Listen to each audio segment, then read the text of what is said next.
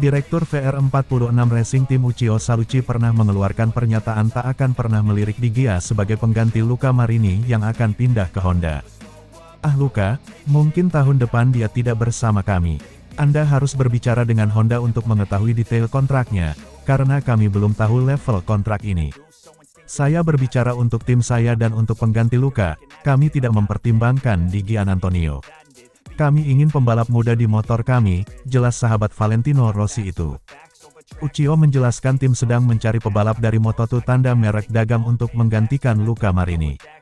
Ketika Anda kehilangan pebalap seperti Marini di bulan November, itu sulit. Kami harus berdiskusi dan berbicara dengan tim yang berbeda. Pilihan kami bukan hanya Aldeguer, ada lebih banyak pebalap dan tim.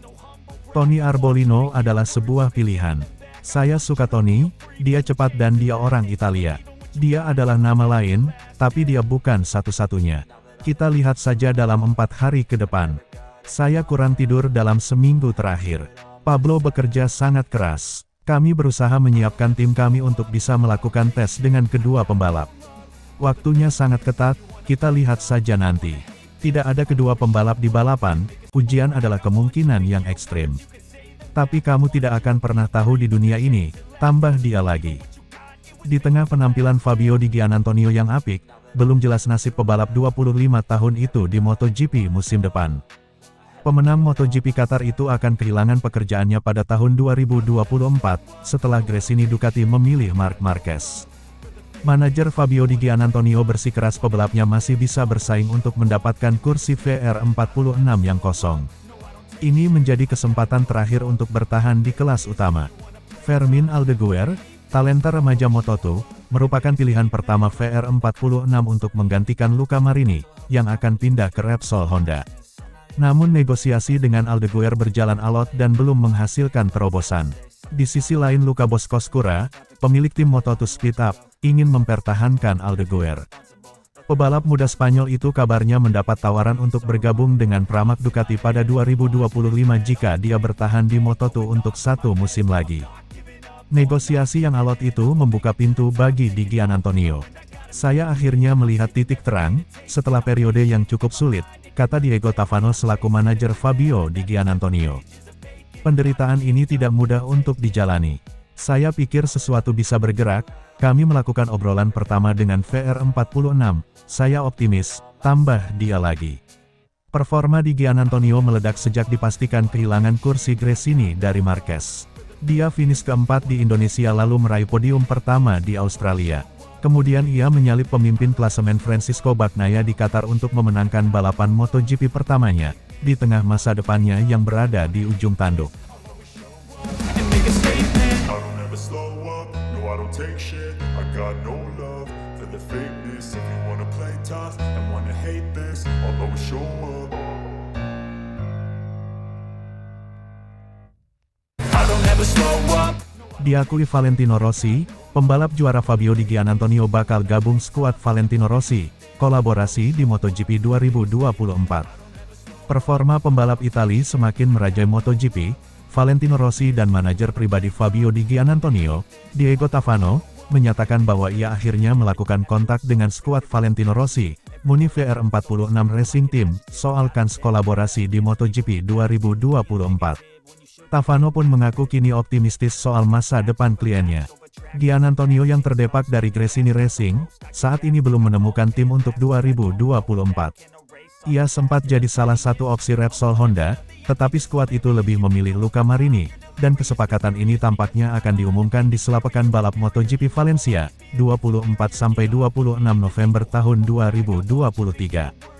Kini satu-satunya kursi kosong MotoGP 2024 ada di VR46, yang uniknya sempat belak-belakan mengaku lebih memilih menggaet rider Otto. Sang direktur tim, Alessio Uchiyo Saluchi bahkan menyebutkan dua nama rider Moto2, yakni Fermin Aldeguer dan Tony Arbolino. Namun, Arbolino sudah terikat kontrak baru dengan Elfmark VDS Racing. Di lain sisi, Speed Up Racing yang masih memegang kontrak Aldeguer setahun lagi, meminta pembelian kontrak seharga 6,8 miliar jika VR46 menginginkan rider asal Spanyol itu. Situasi ini tentu cukup pelik bagi VR46. Di sela kepelikan Valentino Rossi dengan tim balapnya VR46, Fabio Di Giannantonio seperti memberikan jawaban atas kegundahan VR46. Fabio Di Giannantonio malah tampil mentereng dalam beberapa balapan terakhir. Usai naik podium di Grand Prix Australia, ia naik podium di Sprint Qatar, sebelum memenangi Grand Prix Qatar pula. Lewat Sky Sport Italia, Tavano pun mengakui hasil-hasil ini sangat membantu. Saya akhirnya lihat secercah cahaya, usai periode yang cukup berat. Penderitaan ini tidaklah mudah untuk dilewati. Saya rasa sesuatu bisa bergerak, kami telah melakukan obrolan pertama dengan VR46. Saya pun optimistis, ungkap Tavano, yang terlihat emosional saat Di Gia menang di Qatar. Di Giannantonio sendiri mengaku resah melihat masa depannya yang tak menentu, meski yakin ia sudah membuktikan bahwa rider muda seperti dirinya memang butuh waktu adaptasi sebelum tampil gemilang di MotoGP. Ia pun berharap hasilnya di Qatar membantu Tavano menemukan solusi. Saya tak tahu apakah hasil ini akan mengubah masa depan saya, tetapi saya rasa orang-orang terlalu buru-buru di MotoGP masa kini. Kontrak tak lagi punya nilai. Bagi saya ini situasi aneh. Saya harap kemenangan ini bisa membantu manajer saya, tutur Giannantonio. Tentu saya mendoakan rider lain punya karir panjang, tetapi saya juga bisa meraih hasil baik, agar lebih baik dari yang lain. Nyatanya, sayalah yang tak punya kursi sementara yang lain sudah tanda tangan sejak Mei. Sayangnya, saya korban efek domino yang diciptakan Mark, pungkasnya.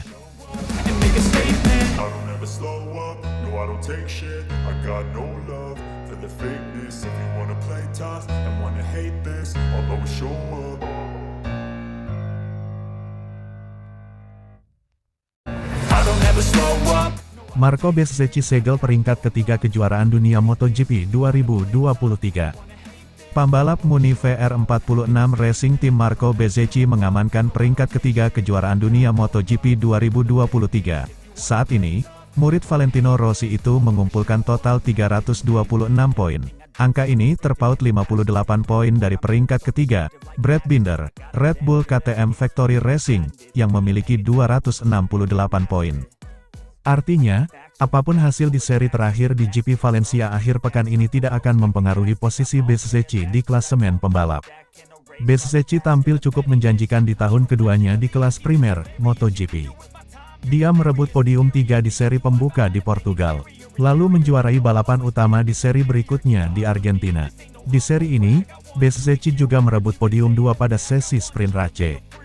Podium pertama selanjutnya dia rebut di seri GP Prancis, lalu tampil sebagai runner-up di sprint Race di balapan kandang di Mugello, Italia. Di GP Belanda, Bezzecchi juga merebut double podium, peringkat pertama di sesi sprint Race dan podium 2 di main Race. Performanya tetap terjaga di seri berikutnya di GP Inggris dengan merebut peringkat kedua di sesi sprint Race, namun gagal finish di main Race. Podium 3 kembali diarahi di seri GP Austria.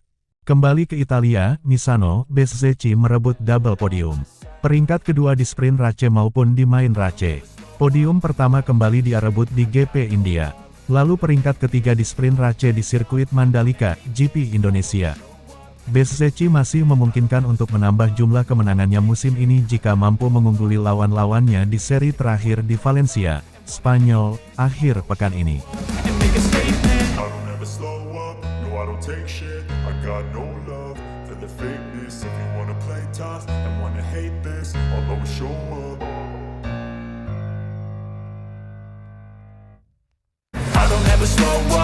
Situasi berubah drastis, Muni VR46 tidak jadi bidik pembalap Moto2 untuk gantikan Luca Marini, monitor juara MotoGP Qatar.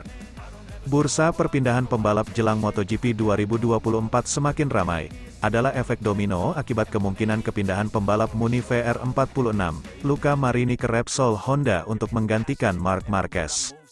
Awalnya Muni VR46 melirik pembalap yang kini sedang mentas di oto-oto. Nama rider yang masuk bidikan adalah Fermin Aldewer dan Tony Arbolino. Namun belakangan muncul masalah dalam perekrutan Aldewer atau Arbolino, karena keduanya sudah punya kontrak di Moto2 2024. Oleh karena itulah, Muni VR46 membidik pembalap lain. Kandidat terkuat adalah rider MotoGP yang baru saja memenangkan balapan MotoGP Qatar, Fabio Di Giannantonio. Ada negosiasi Di Gia dan Muni VR46, Kans Muni VR46 untuk merekrut Fabio Di Giannantonio sangat besar, karena pembalap asal Italia itu memang belum punya tim untuk MotoGP 2024. Dia sempat jadi kandidat untuk menggantikan Marc Marquez di Repsol Honda, namun belakangan, Repsol Honda justru membidik nama Luca Marini. Manajer Fabio Di Giannantonio, Diego Tavano telah membenarkan ada negosiasi antara pihaknya dengan Muni VR46. Saya akhirnya melihat titik terang, setelah agak lama masa sulit, penderitaan ini tidak mudah untuk dijalani, ujar Tavano soal masa depan Di Giannantonio di MotoGP 2024. Saya pikir sesuatu bisa bergerak, kami sudah berbincang kali pertama dengan VR46, dan saya optimistis, tambahnya, dan VR46 senang jika yang bergabung di skuadnya adalah pembalai Itali, lanjut Usio Salusi. Performa Fabio Di Giannantonio meningkat, nama Fabio Di Giannantonio sempat dipandang sebelah mata di ajang MotoGP, maklum prestasinya sejak mentas di MotoGP tahun 2022 terbilang biasa saja. Oleh karena itulah, Gresini memutuskan untuk merekrut Marc Marquez ketimbang mempertahankannya musim depan. Namun pada beberapa balapan terakhir, pembalap berusia 25 tahun itu memperlihatkan grafik performa meningkat. Pada MotoGP Australia, ia naik podium 3, lalu pada seri MotoGP Qatar, untuk kali pertama, ia memenangkan balapan. I don't ever slow up, no I don't take shit. I got no love for the fakeness. If you wanna play tough and wanna hate this, I'll always show up.